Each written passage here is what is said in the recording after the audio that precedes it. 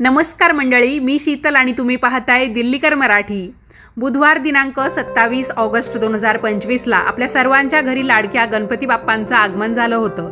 दरवर्षी भाद्रपद शुक्ल चतुर्थीला आपल्या सर्वांच्या घरी पार्थिव गणेश मूर्ती बसवल्या जातात आणि त्यानंतर आपल्या कुळाचा जसा रीतिरिवाज असेल त्या पद्धतीने किंवा त्या दिवशी गणपती बाप्पांचं विसर्जन होत असतं। तर मग गणेश चतुर्थीला तर गणपती बाप्पा बसले, पण मग काहींकडे फक्त 1.5 दिवसाचा गणपती असतो, काहींकडे 5 दिवसाचा असतो, काहींकडे 7 दिवसाचा। म्हणजे ज्या दिवशी गौरींचं विसर्जन होईल त्याच दिवशी गणपतींची देखील त्यांच्यासोबतच पाठवणी होते, विसर्जन होतं। तर काही जण संपूर्ण 10 दिवस म्हणजे ज्या दिवशी अनंत चतुर्दशी असते त्या दिवशी गणपती बाप्पांचं विसर्जन करतात।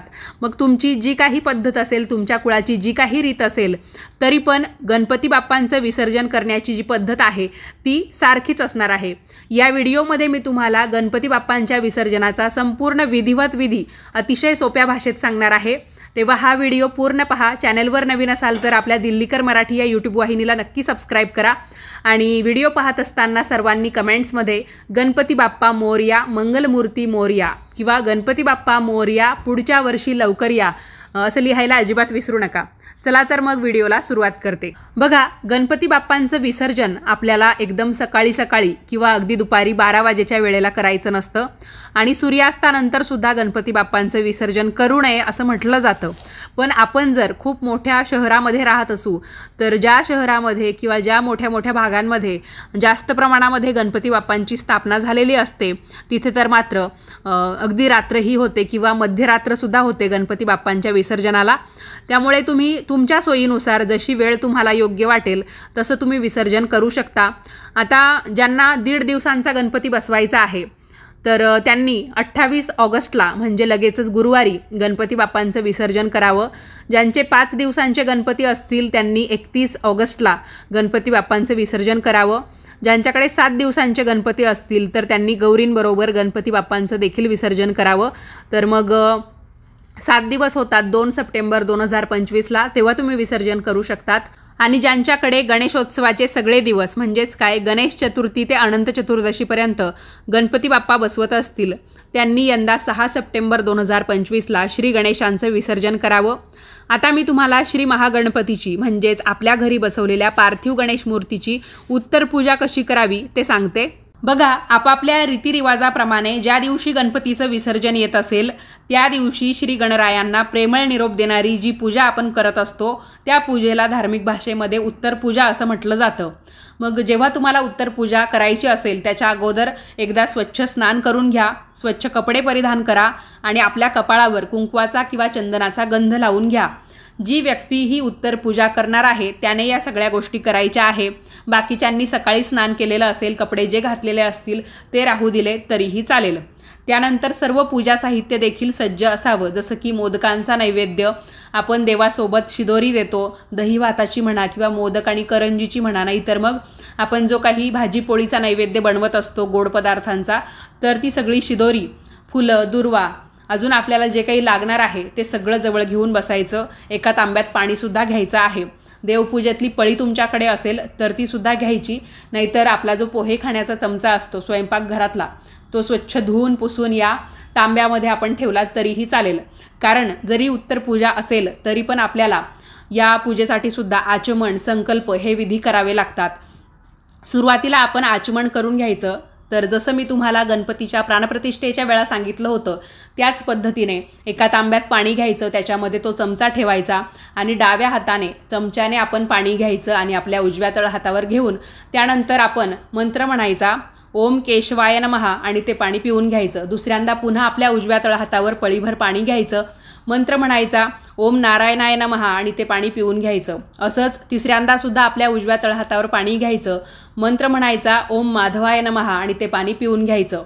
यानंतर आपला उष्टा हात जो असतो, कारण आपण पाणी त्या तळहाताच्या याने पितो तर हात आपला उष्टा होतो, तर कपड्याने तो पुसून घ्यायचा आणि चौथ्यांदा पुन्हा आपल्या उजव्या तळहातावर चमचाभर किंवा पळीभर पाणी घ्यायचं आणि तेव्हा मंत्र म्हणायचा ओम गोविंदाय नमः आणि ते पाणी प्यायचं नाही तर ते ताटामध्ये सोडून द्यायचं।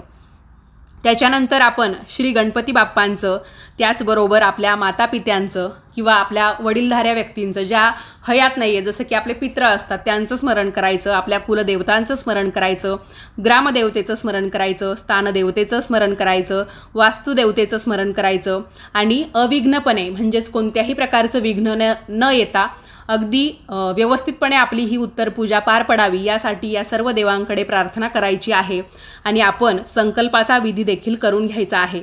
तर संकल्प म्हणजे काय असतं की आपण आपल्या डाव्या हाताने उजव्या तळहातावर चमचाभर पाणी घ्यायचं, त्याच्यामध्ये हळदी कुंकू फूल अक्षता या सगळ्या गोष्टी ठेवायच्या, आपलं नाव सांगायचं, आपण गणपतीची उत्तर पूजा करत आहोत तर ती कशासाठी करत आहोत, आपला गणपती बसवण्यामागचा उद्देश काय होता, आपण या पूजेमध्ये काही छोट्या मोठ्या चुका केल्या असतील तर त्या सगळ्या सांभाळून घेऊन आमचा हा गणेश विसर्जनाचा संकल्प देखील व्यवस्थितपणे पार पडावा यासाठी प्रार्थना करायची आणि नंतर ते पाणी ताटामध्ये सोडून द्यायचं।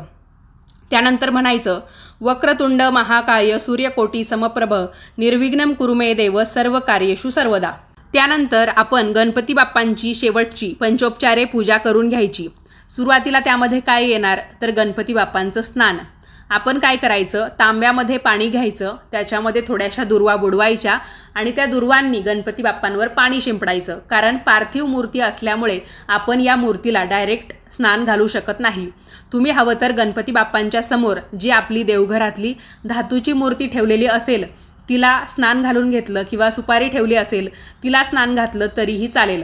पण मग असं असतं की भलेही आपण सुपारीचे गणपती बाप्पा आणि त्यानंतर पार्थिव गणेश मूर्तीसुद्धा ठेवलेली असेल तर ती आपल्याला उत्तर पूजेचा संपूर्ण विधी पार पडल्याशिवाय हलवता येत नाही। त्यामुळे आपल्यासाठी हेच सोपं राहील की आपण दुर्वांनी किंवा फुलांनी गणपती बाप्पांच्या मूर्तीवर पाणी शिंपडायचं आणि म्हणायचं, हे गणपती बाप्पा आता मी तुम्हाला उत्तर पूजेच्या निमित्ताने स्नान घालत आहे।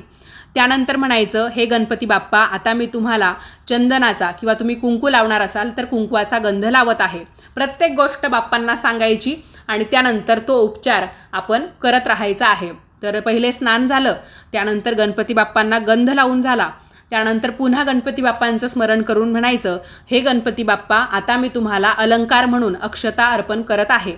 तर तुम्ही थोडेसे तांदूळ घ्यायचे, गणपती बाप्पांच्या कपाळावरच्या गंधाला लावू शकतात किंवा गणपती बाप्पांच्या पायाशी थोड्याशा अक्षता वाहू शकता। त्यानंतर आपण काय करायचं, गणपती बाप्पांना हळदी कुंकू सौभाग्य द्रव्य म्हणून अर्पण करत आहोत असं सांगायचं आणि हळदी कुंकूसुद्धा वाहायचं आहे। त्यानंतर गणपती बाप्पांना फुलांची माळ किंवा फुलं अर्पण करायचे आणि आपण सांगायचं, गणपती बाप्पा आता मी तुम्हाला फुलं किंवा पुष्पमाळा अर्पण करत आहे। त्यानंतर गणपती बाप्पांना धूपदीपांनी ओवाळायचं आणि आपण पुन्हा म्हणायचं, हे गणपती बाप्पा आता मी तुम्हाला धूपदीप अर्पण करत आहे किंवा दाखवत आहे। त्यानंतर घंटा वाजवायची आणि गणपती बाप्पांना नैवेद्य दाखवायचा, हे गणपती बाप्पा आता मी तुम्हाला उत्तर पूजेच्या निमित्ताने हा मोदकांचा किंवा जेही काही तुम्ही बनवलेलं असेल, शिरा म्हणा, खिरापत म्हणा किंवा अजून काही प्रकार तुम्ही बनवत असतील उत्तर पूजेला, तर हे देवा मी तुम्हाला हा साधा भोळा नैवेद्य अर्पण करत आहे, तो तुम्ही स्वीकार करावा। जे काही नैवेद्य असतील ते तुम्ही देवासमोर ठेवायचे, त्याच्या भोवती पाणी फिरवायचं आणि देवाला नमस्कार करायचा। त्यानंतर देवासाठी विडा किंवा दक्षिणा आपल्याला ठेवायची आहे, म्हणजे तुम्ही पैसे ठेवू शकता किंवा जो आपला विडा असतो ना पानांचा, जसं की 2 पानं एकावर एक ठेवायची नागवेलीची आणि त्याच्यावर खारीक, सुपारी, बदाम, हळकुंड, 1 रुपयाचं नाणं आणि ज्या काही वस्तू येतात त्या सगळ्या ठेवायच्या किंवा तुम्ही अगोदरच त्या ठेवलेल्या असतील गणपतीच्या प्राणप्रतिष्ठेच्या वेळेस तर मग तिथे फक्त आपण गोलाकार पाणी फिरवायचं आणि नमस्कार करायचा। त्यानंतर सर्वांनी मिळून आरती करायची, मंत्रपुष्पांजली म्हणायची, देवाची प्रार्थना करायची, पुरुष मुलं घरातल्या सर्वांनी देवाला साष्टांग नमस्कार करायचा। तर जसं आपण गणपती बाप्पांची पहिल्या दिवशी पूजा केली तेव्हा काय केलं होतं की एकदा की आरती वगैरे झाली की आपण प्रत्येकाने आपल्या हातामध्ये एक एक फूल घेतलं होतं, त्याला थोड्याशा गंधाक्षता लावून गणपती बाप्पांना अर्पण केल्या होत्या।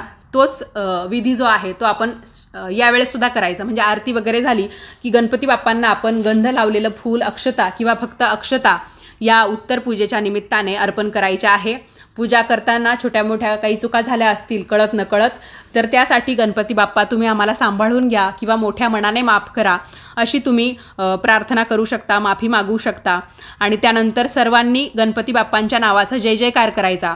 गणपती बाप्पा मोरया, पुढच्या वर्षी लवकर या. गणपती बाप्पा मोरया, पुढच्या वर्षी लवकर या. अशा पद्धतीने तुम्ही म्हणू शकता. आणि निरोप देण्यासाठी सर्वांनी आपल्या हातामध्ये अक्षता पुन्हा एकदा घ्यायच्या आहे. मग सगळ्यांनी देवावर अक्षता टाकायच्या, नमस्कार करायचा. मग गणपती बाप्पांची मूर्ती किंचित उचलायची, पुन्हा जागेवर ठेवायची. नंतर तुम्ही ज्याच्यावर गणपती बाप्पांना विसर्जनासाठी नेतात, म्हणजे पाट असेल किंवा मोठ्या परातीत ठेवून नेत असाल, तर मग गणपती बाप्पांना आपलं सगळं घर दाखवायचं. आणि त्यानंतर गणपती बाप्पांचा चेहरा आपल्या घराकडे राहील, म्हणजे गणपती बाप्पांचा चेहरा आपल्याकडे दिसेल अशा पद्धतीने मूर्ती घेऊन ती आपण बाहेर न्यायची आहे. तर एकदा की आपण आपल्या घरातून बाहेर पडलो की त्यानंतर गणपती बाप्पांची पाठ आपण आपल्याकडे केली आणि आपण जिकडे बघतोय तिकडेच गणपती बाप्पांचा चेहरा केला तरीही चालतं. मग जिथे तुम्ही गणपतीचं विसर्जन करतात, नदी असेल, ओढा असेल, तलाव असेल, विहीर असेल किंवा अजून काही कृत्रिम तलाव, जे काही विसर्जनाचं ठिकाण असेल, तिथे गेल्यानंतर गणपती बाप्पांची मूर्ती 3दा पाण्यामध्ये बुडवायची आणि नंतर आपण ती पाण्यामध्ये सोडून द्यायची असते. त्यावेळेस सुद्धा म्हणायचं गणपती बाप्पा मोरया, पुढच्या वर्षी लवकर या. आणि गणपती बाप्पांची शिदोरी देखील तुम्ही त्यांच्यासोबत देऊ शकता, पण त्याच्यामध्ये कृपया करून तुम्ही प्लॅस्टिकच्या पिशव्या, प्लॅस्टिकच्या माळा किंवा तुम्ही जे काही सजावटीचं साहित्य लावलं होतं ते त्या ठिकाणी विसर्जित करू नका. ते अशा ठिकाणी विसर्जित करा की तिथे त्याचं विघटन योग्य पद्धतीने होईल. तुम्ही 10 दिवस किंवा जितके दिवस गणपती बाप्पा बसवले त्यांच्या पूजेचं जे काही निर्माल्य असतं, पानं, फुलं, जे काही, तर ते सुद्धा तुम्ही विघटन होईल अशाच ठिकाणी टाका. उगीच पाण्यामध्ये ते टाकून आपलं हे प्रदूषण करू नका. हेच मी तुम्हाला याद्वारे सांगू इच्छिते. शक्यतो जी आपण शिदोरी दिलेली असते, तर बरेच जण आता गणपतीच्या विसर्जनाला येतात, कुणी काय टाकतं तर कुणी काय टाकतं पाण्यामध्ये, तर तुम्ही ती शिदोरी एखाद्या प्राण्याला, पक्षाला खाऊ घालून दिली किंवा मग तुम्ही गोरगरिबांना ती वाटून दिली तरीही चालेल, काही हरकत नाही. अगदी थोडासा भाग आपण गणपती बाप्पांबरोबर शिदोरी म्हणून त्यासाठी द्यावा असं मला वाटतं. आणि गणपती बाप्पांना आपण पालथ्या पद्धतीने नाही विसर्जित करायचं, अगदी योग्य पद्धतीने गणपती बाप्पांना पाण्यात बुडवून आपल्याला निरोप द्यायचा असतो. तर अशा पद्धतीने अतिशय साध्या सोप्या पद्धतीने मी तुम्हाला गणपती बाप्पांची उत्तर पूजा आणि विसर्जन कसं करावं याबद्दलची माहिती सांगितली. जिथे तुम्ही गणपती बाप्पांचं विसर्जन केलं तिथली जर वाळू किंवा माती तुम्हाला आणता आली तर नक्की आणा. आणि घरी आणल्यानंतर आपल्या घराच्या चारही कोपऱ्यांना ती माती थोडी थोडी आपल्याला टाकून द्यायची असते, म्हणजे माती असेल किंवा वाळू असेल ती. आणि ज्या जागेवर आपण गणपती बाप्पांची स्थापना केली होती, जिथे आपण सजावट केली होती, आपण त्यांची इतकी भक्तिपूर्ण वातावरणामध्ये पूजा केली, तर ती सगळी काही आवराआवर असेल तुम्ही त्याच दिवशी न करता दुसऱ्या दिवशी करा.